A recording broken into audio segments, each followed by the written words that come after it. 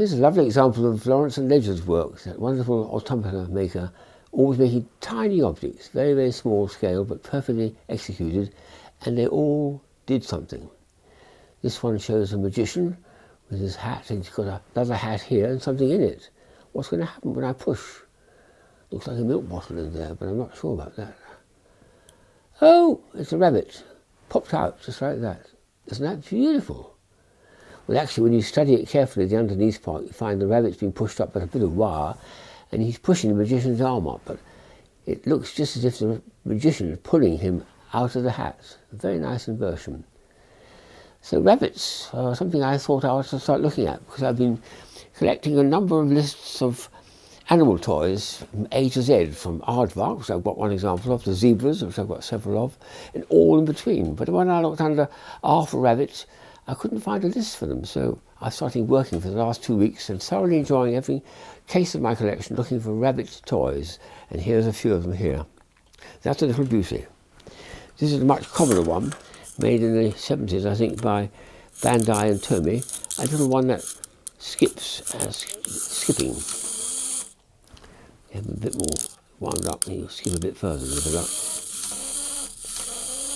Just about.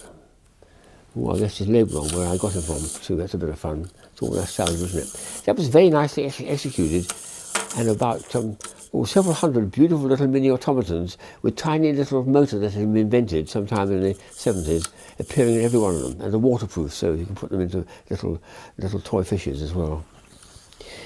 Now, quite a lot of the rabbits I've come across in my life, certainly, are depicted in children's books, of course, and in birthday and Christmas cards. But a few of them are actually optical illusions, which is what this one is. It's a line-up of rabbits, which I think I first saw Martin Gardner did this picture in a rough form in his years at the Scientific American Catalogue, his articles there. It shows a group of rabbits waiting for the censors to say, how many are you? 1, 2, 3, 4, 5, 6, 7, 8, 9, 10, 11. Do you fit in the warren? Oh yeah, you probably do. You're looking quite fat and sleek. So they all fit in the same rabbit hole, looks like. But there's 3 pieces here, A, B and C. And as is typical with these things, it's called a vanishing area or missing area paradox. When you change these pieces around, something extraordinary happens. So we line this up so it's exactly in line with the other half of the rabbit. Oh, not quite, just about there. And we put in the bottom bit and we do a recount. About there. No, that wants to be pushed up. That's just about there.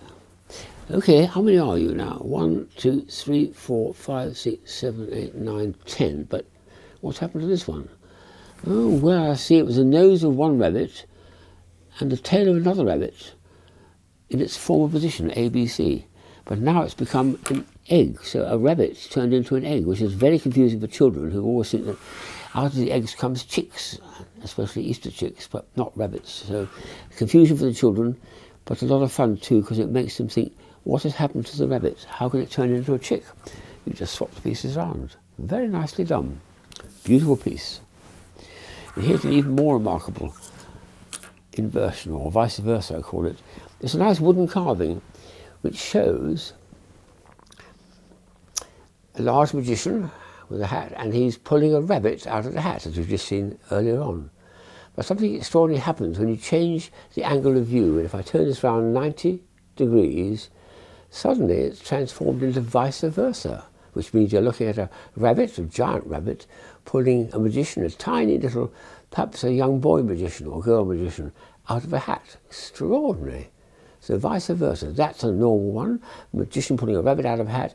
That turns into a rabbit pulling a magician out of a hat. What a lovely idea for a carving. Oh my.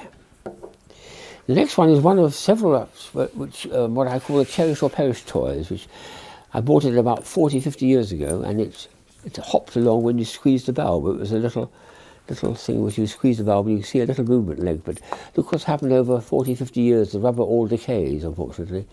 I call these toys cherished but perished, or perished but cherished, and it hardly makes any move at all, and it'd be almost impossible to find a company still making that particularly elaborate bit of rubber which responds to a blast of air. So I'll keep him because I'm very fond of keeping some of the toys, even as they are perished, they're still cherished. Here's one that's a bit battered by all the kids playing with it, but it's a bit of fun. It's an automaton made by TOMY, and it's apparently battery operated, and you operate it with a hand like that. You push the hand down like that, and very slowly the rabbit looks left and right. Perhaps he's looking for people to admire him because he's holding a present. What's in the box? Can you guess? Yes, it's the battery. Isn't that a nice bit of design work to make it work? Little AA battery inside and the motor, and all produced by the TOMY Toy Company of Japan about 30, 40 years ago. Still working. Lift your arm up here, take a bow, and we'll move on. The last one's a most remarkable bit of carving from a company that appeared at Nuremberg about 30 years ago, but I haven't seen them since, called Tomahawk, who made beautiful sculptures, each of which was a box with a surprise inside.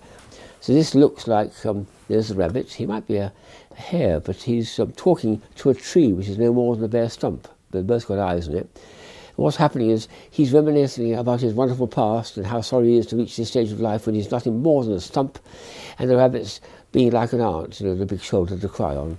And this is his former life as a tree, which he's thinking about and reminiscing. So those are the days when, even when I was getting a bit elderly, I still had branches out for birds to come and rest themselves on, like owls and so on. And now look at my state. What a sad life I'm having.